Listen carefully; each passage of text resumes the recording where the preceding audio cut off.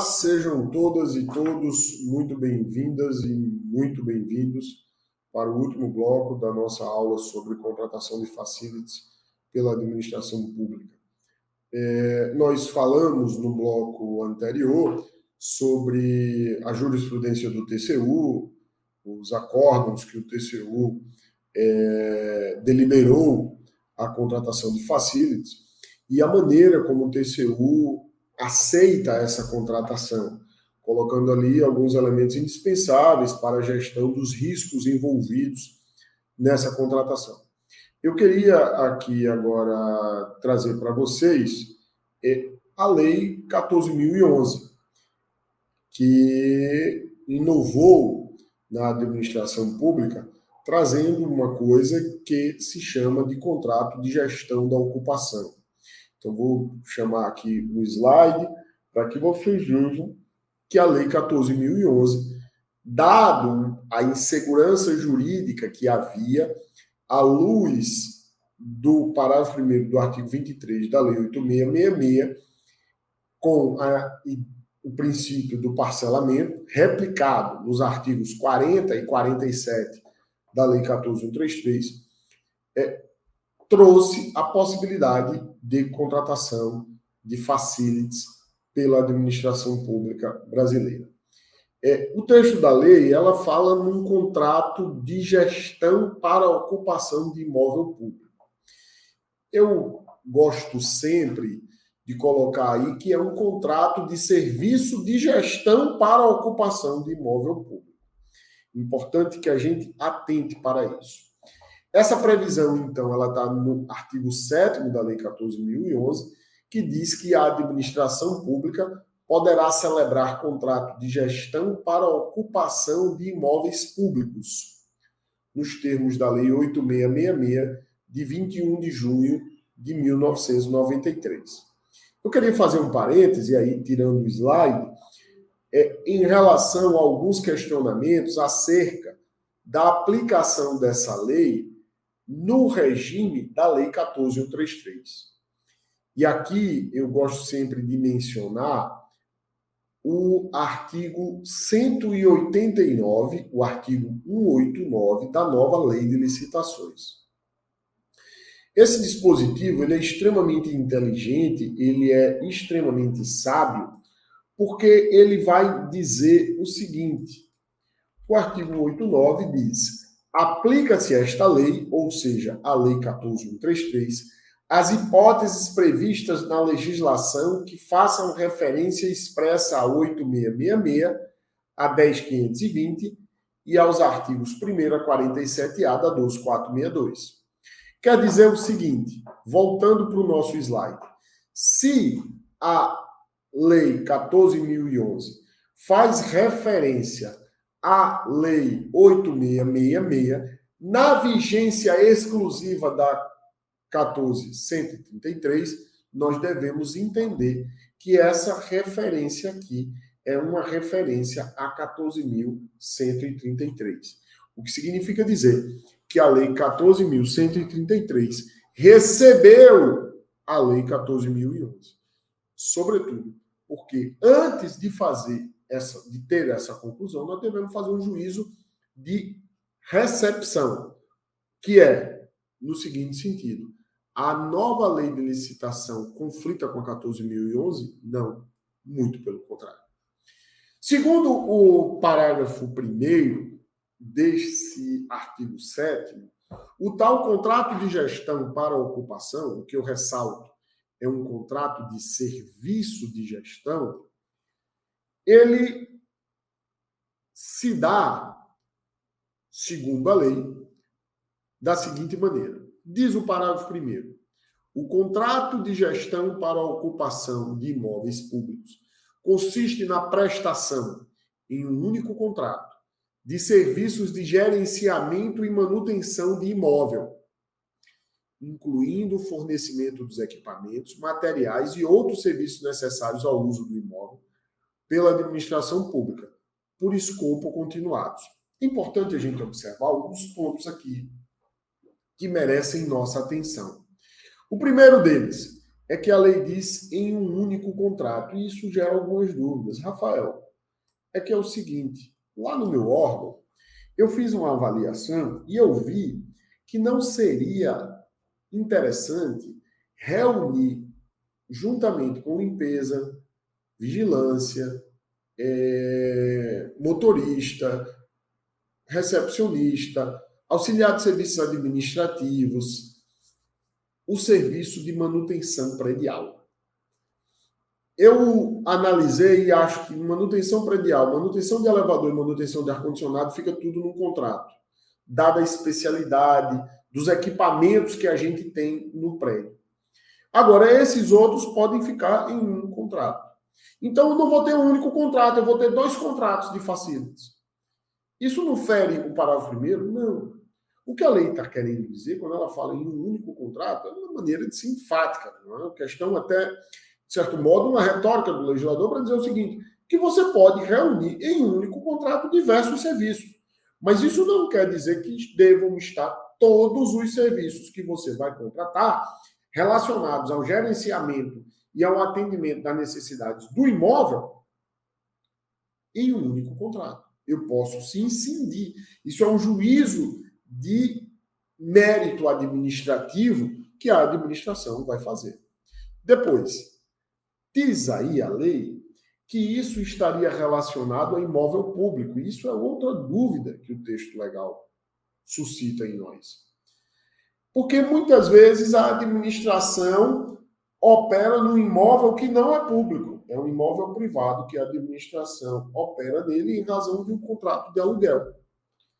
E seria possível contratar um facilities para lá? Por que não? É óbvio que a gente tem na jurisprudência dos tribunais de contas algumas cautelas em relação a esses imóveis, como, por exemplo, a realização de benfeitorias. Porque você realiza a benfeitoria e ela fica para o proprietário do imóvel. Você realiza uma obra que vai acrescer o patrimônio do proprietário do imóvel. Ou seja, você despende recurso público para o patrimônio do proprietário do imóvel. E aí?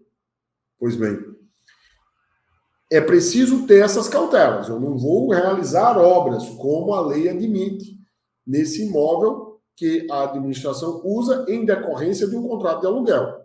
Ok, mas eu vou poder ter um contrato de facilities em que, sim, para fazer a manutenção do prédio, que eu tenho que manter, para fazer a manutenção do elevador, a manutenção do ar-condicionado, para ter a segurança, todos esses serviços poderão ali estar reunidos. Eu só não vou poder ter a realização de obra.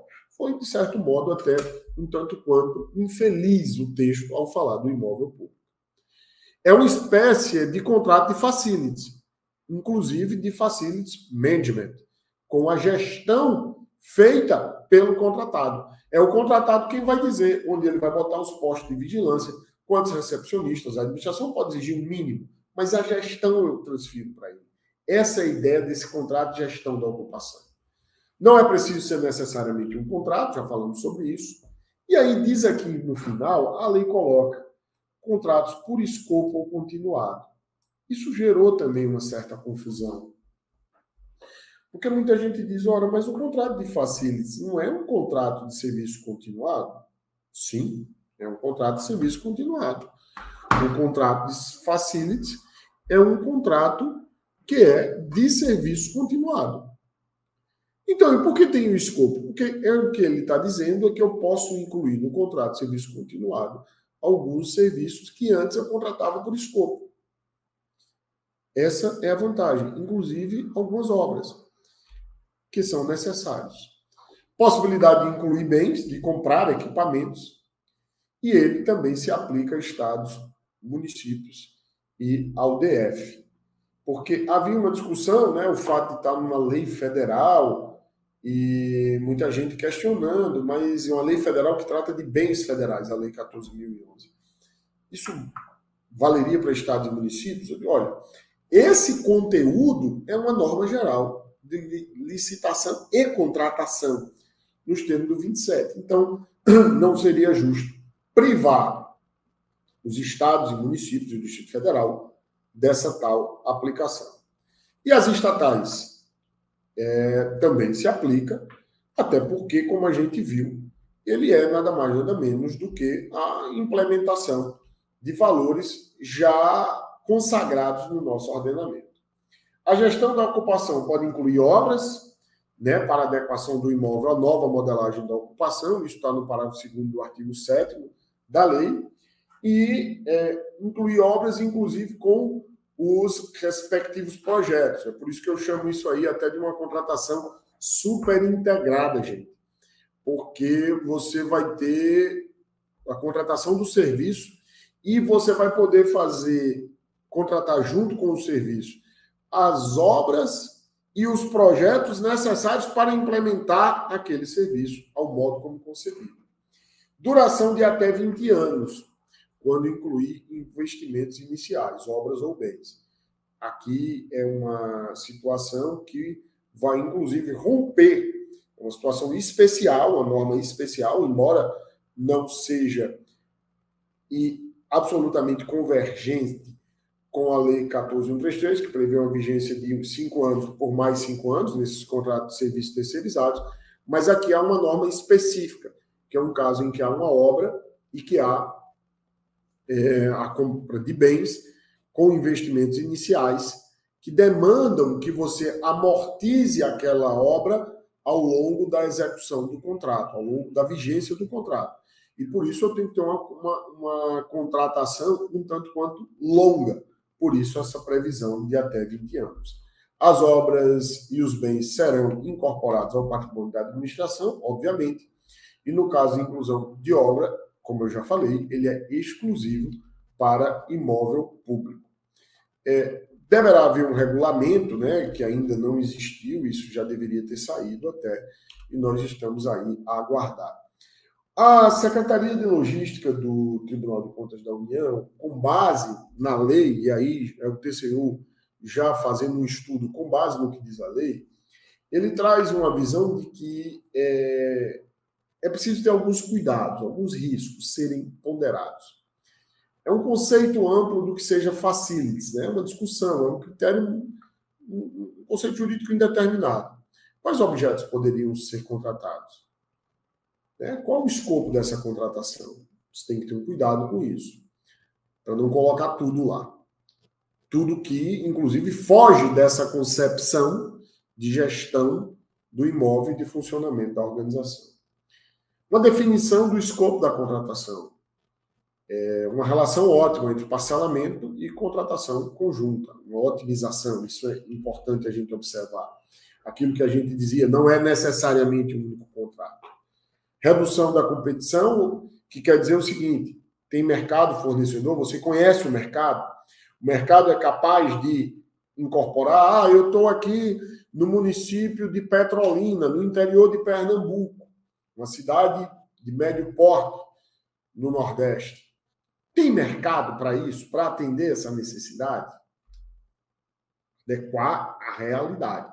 Não posso trabalhar numa perspectiva abstrata. Tem previsão legal, eu posso fazer. Não, às vezes o mercado não consegue me atender aqui na minha região. Desenvolvimento do mercado, né? Isso é uma análise. Prazo de até 20 anos. Como manter a atratividade do serviço? Talvez aí os critérios de reajuste, a repactuação, caso que você tenha que levar em conta. Quais os tipos e o porte da obra? Isso é outra coisa. Eu posso construir um prédio? Eu acho que não, né? É para adequação do prédio. Então, é isso que ele traz aqui. Dificuldade de precificar serviços diferentes no mesmo contrato e a fiscalização da obrigação previdenciária, trabalhista, que vai haver aí. Bem, eu queria trazer essas ponderações colhidas pelo TCU. São só ponderações, o TCU não trouxe nenhum resultado. Mas, dado o nosso tempo, eu queria me despedir de vocês, deixando aqui minhas redes sociais, Rafael Sérgio de Oliveira, sempre, para qualquer uma delas, e fazer uma ponderação, gente, de que é um contrato novo, um contrato de facilities. Aqui é uma introdução para que vocês possam compreender. Há muitas outras questões a serem colocadas e que eu não conseguiria, dada a limitação de tempo. Mas que não deve ser objeto de temor. A gente deve implementar, porque estudos comprovam que a administração tem muito a ganhar com isso. Forte abraço a todos e até a próxima.